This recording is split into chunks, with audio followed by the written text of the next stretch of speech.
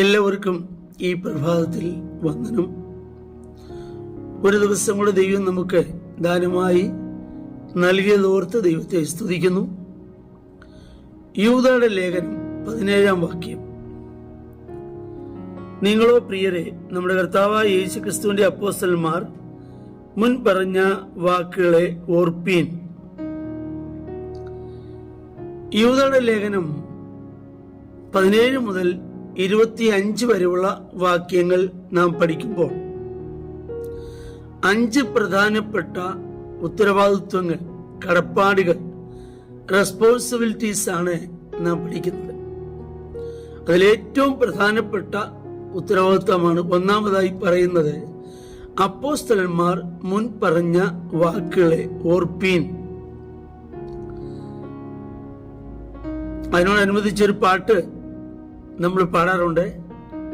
നമുക്ക് മുൻ ചൊന്നതാം വിശുദ്ധന്മാരാൽ അലങ്കൃതമായ തിരുവചനം എന്ന് നമ്മൾ പാടി ദൈവത്തിന് മഹത്വം കൊടുക്കാറുണ്ട്. എന്നാൽ പ്രധാനമായ 5 കടപ്പാടുകളെ കുറിച്ചാണ് ഇവിടെ വായിക്കുന്നത്. ഒന്നാമത്തെ നമ്മുടെ ഉത്തരവാദിത്വം വചനത്തോടുള്ള നമ്മുടെ ഉത്തരവാദിത്വമാണ്.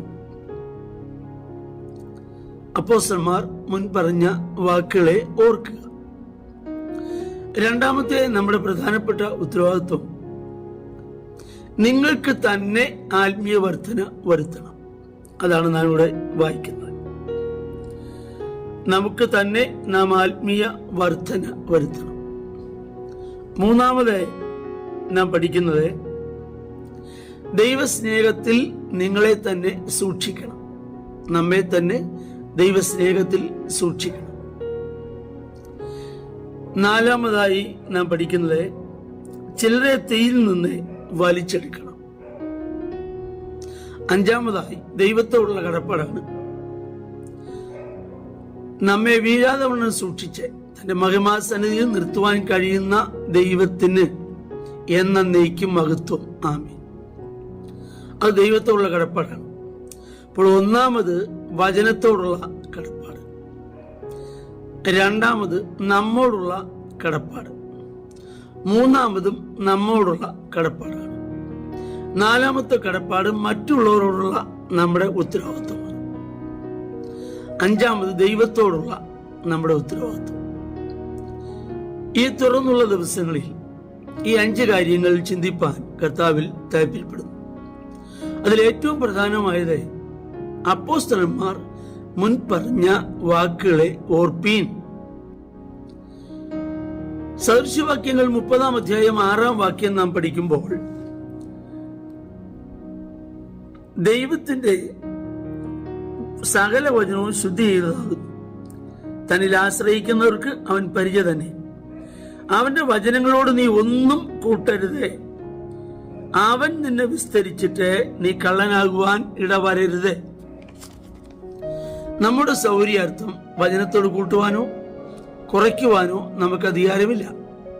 അത് വെളിപ്പാട് പുസ്തകം യോഹന്നാൻ എഴുതുമ്പോൾ ഒടുവിലത്തെ അധ്യായത്തിൽ ഒടുവിലത്തെ ഭാഗങ്ങളിലും അത് നാം വായിക്കുന്നുണ്ട്. ഇതിനോട് കൂട്ടിയാൽ വരുന്ന ശിക്ഷയും കുറച്ചാൽ ഉണ്ടാകുന്ന ശിക്ഷയും നാം അവിടെ വായിക്കുന്നുണ്ട്. കാരണം സ്വർഗത്തിൽ എന്നേക്കും സ്ഥിരമാക്കപ്പെട്ട വചനമാണ് ദൈവത്തിന്റെ വചനം. ബാക്കിയുള്ള എല്ലാത്തിനും മാറ്റങ്ങൾ സംഭവിക്കാം. എന്നാൽ ഈ വചനങ്ങൾക്ക് അന്നും ഇന്നും എന്നും ഒരിക്കലും മാറ്റം വരുവാൻ പാടുള്ളതേ അല്ല. ഇതെന്നേക്കും സ്ഥിരമാക്കപ്പെട്ട വചനമാണ്. എന്നാൽ ഈ വചനത്തോടുള്ള നമ്മുടെ കടപ്പാട്, ഇതിനോട് കൂട്ടാനും കുറയ്ക്കാനും നമുക്ക് അവകാശമില്ലാത്തത് കൊണ്ട് അനുസരിക്കാൻ മറ്റുള്ളവരെ പഠിപ്പിക്കാനും നമുക്ക് അധികാരം തന്നിട്ടുണ്ട്. ആണല്ലോ മത്തായി സുവിശേഷം 28-ാം അധ്യായമൊക്കെ നാം പഠിക്കുമ്പോൾ ഉപദേശിച്ചും കൊണ്ട് ശിഷ്യരാക്കുക എന്ന് പറയുന്നു. എന്നാൽ ഇന്ന് സംഭവിക്കുന്ന ഒരു കാര്യം, ഈ വചനത്തെ തങ്ങൾക്ക് ബോധിച്ചതുപോലെ വ്യാഖ്യാനിക്കുകയും തങ്ങളുടെ സൗകര്യാർത്ഥം വ്യാഖ്യാനിക്കുകയും ഒക്കെ ചെയ്യുന്ന രീതി നമ്മൾ കാണുന്നുണ്ട്. ദൈവം അങ്ങനെ തന്നെയോ എന്ന് നാം പരിശോധിക്കേണ്ടവരാണ്. ഉദാഹരണം പറഞ്ഞാൽ, ഒരിക്കൽ ഇന്ത്യയിൽ നിന്നൊരു ബിഷപ്പ് UK ചെന്നു. വർഷങ്ങൾക്ക് മുമ്പ് നടന്ന സംഭവമാണ്. UK ചെന്നപ്പോൾ അദ്ദേഹം അവിടെ ഉള്ള സമയത്ത് തന്നെ ഇന്ത്യയിൽ നിന്നൊരു സിനിമാ നടനും അവിടെ ഉണ്ട്. ഇവർ രണ്ടുപേരും ഒരു ഹോട്ടലിലാണ് താമസിക്കുന്നത്. ബിഷപ്പിന്റെ ഒരു പ്രത്യേക മീറ്റിംഗ് സമ്മേളനം വിളിച്ചു കൂട്ടി. അന്ന് തന്നെ സിനിമാ നടന്റെ പ്രത്യേക മീറ്റിംഗും ഉണ്ടായിരുന്നു. എന്നാൽ ബിഷപ്പിന്റെ മീറ്റിങ്ങിന് അധികം ആളുകൾ ഉണ്ടായിരുന്നില്ല, ആള് കുറവായിരുന്നു. കൂടുതൽ ആളുകൾ സിനിമാ നടനെ കാണാൻ പോയി. ഉടനെ പിറ്റേന്ന് രാവിലെ ബിഷപ്പും ഈ സിനിമാ നടനും അതേ ഹോട്ടലിൽ ബ്രേക്ക്ഫാസ്റ്റ് കഴിക്കുമ്പോൾ ബിഷപ്പ് ചോദിച്ചു, എന്തുകൊണ്ടാ ഞങ്ങൾ ഈ സത്യമൊക്കെ പറഞ്ഞിട്ട് ഞങ്ങളുടെ മീറ്റിങ്ങൾക്ക് ആളുകൾ കുറയുന്നു, നിങ്ങളുടെ അടുത്തേക്ക് ആളുകൾ തടിച്ചു കൂടുന്നു?